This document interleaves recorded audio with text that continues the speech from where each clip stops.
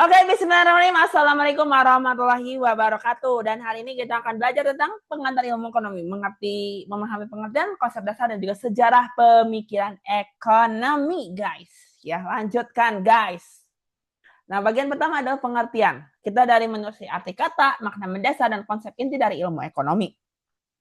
Asal mula istilah ekonomi itu berasal dari bahasanya yaitu oikonomia, yang merupakan gabungan dari kata oiko dan rumah tangga dan juga nomos atau aturan hukum. Itu menurut etimologi kuno.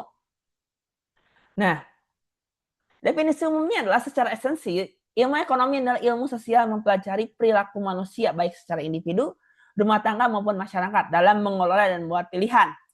Fokus utamanya adalah bagaimana mengalokasikan sumber daya yang terbatas untuk memenuhi kebutuhan dan keinginan tidak terbatas dengan cara yang paling efisien. Next. 3 konsep dasar ekonomi itu adalah yang dipelajari ekonomi itu adalah kelangkaan atau scarcity, pilihan or choice, biaya peluang atau opportunity cost. Nah, kelangkaan atau scarcity itu adalah di mana kondisi di mana ketersediaan sumber daya itu sangat terbatas. Sementara kebutuhan dan keinginan manusia bersifat tidak terbatas. Ya, atau unlimited. Lalu ada pilihan atau choice. Itu akibat adanya kelangkaan, individu atau masyarakat diharuskan untuk terus-menerus membuat pilihan di antara berbagai macam alternatif yang ada. Next, ada biaya peluang atau opportunity cost. Itu adalah nilai dari alternatif yang terbaik yang harus dikorbankan atau dilepaskan pada saat kita memutuskannya atau untuk memilih jalur alternatif yang lain. Nah, kita langsung ke sejarah. Nah, garis waktu pemikiran ekonomi ini kita ada dibagi menjadi beberapa periode. Yang pertama ada periode praklasik, yang itu dari tahun sebelum Masehi sampai dengan 18 Masehi. Mencakup pemikiran Aristoteles, mekanisme atau fokus perdagangan emas, dan Fisiokrat atau menganggap dana sebagai sumber utama kekayaan. Lalu ada ekonomi klasik atau pada tahun 1776 yang diprakarsai oleh Adam Smith, menekankan pada pasar bebas, laissez-faire, dan juga meminimalisir campur tangan pemerintah dalam aktivitas ekonomi. Terus ada di neoklasik pada akhir abad ke-19 Masehi. Itu berfokus pada teori utilitas, revolusi marginal, serta pengenalan konsep hukum penawaran dan permintaan oleh Alfred Marshall. Oke, next. Ada keisenaan modern. Itu muncul pasca depresi besar atau pada tahun 1930 ya, oleh J.M. Keynes menekankan pentingnya intervensi pemerintah untuk menjaga kestabilan ekonomi makro. Next.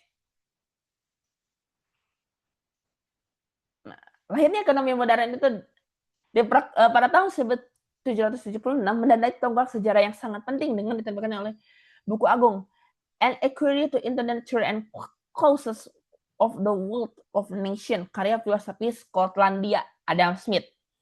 Buku ini menjadikan Smith sebagai bapak ilmu ekonomi.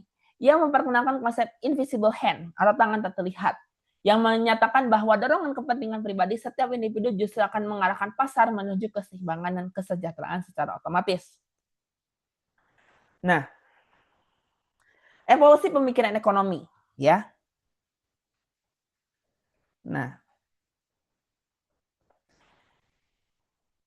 ada mazhab klasik dan juga mazhab Keynesian.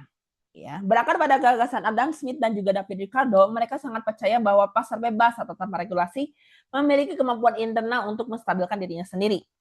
Pendekatan utamanya adalah laissez-faire, di mana pemerintah seharusnya sangat membatasi campur tangannya karena mekanisme harga akan menyeimbangkan segalanya. Yang kedua ada mazhab Keynesian. Itu mulai mendominasi saat krisis depresi besar pada tahun 1930 melalui pemikiran John Maynard Keynes. Ia mengkritik keras pandangan klasik yang gagal mengatasi pengangguran massal. Keynes berargumen bahwa pasar tidak selalu bisa memulihkan dirinya. Pemerintah wajib turun tangan untuk melalui kebijakan moneter dan fiskal saat ekonomi sedang lesu. Nah, cabang ekonomi modern itu ada 3. Ada makroekonomi, mikroekonomi, dan juga ekonomi perahu. Makroekonomi itu mempelajari kinerja dan pelaku struktur ekonomi dan secara keseluruhan atau aggregate seperti inflasi, pengangguran, dan juga pertumbuhan pendapatan nasional. Lalu ada mikroekonomi itu mempelajari perilaku dan interaksi pengambilan keputusan unit-unit individu kecil dan ekonomi seperti rumah tangga dan juga perusahaan.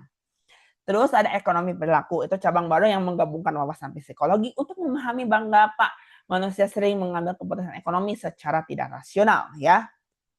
Oke, terima kasih ya. Sampai ketemu lagi di pertemuan selanjutnya. Bye-bye.